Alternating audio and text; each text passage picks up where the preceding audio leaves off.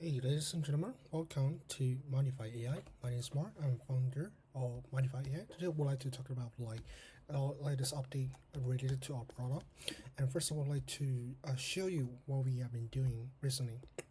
We have been doing a new update, which is an extension to our existing feature. We call it Mindify Learn.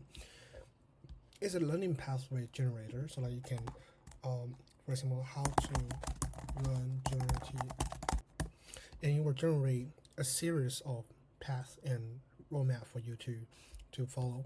So you can see here, for example, week 2 we have tasks like understanding architecture of GAN, and also auto encoder, VAE, and so forth.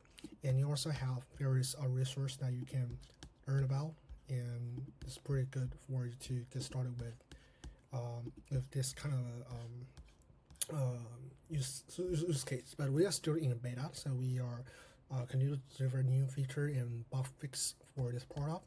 And so if you are interested in it, feel free to leave a comment down below so we can learn more about your opinion and your need for this type of application, so you can better use this product in the future.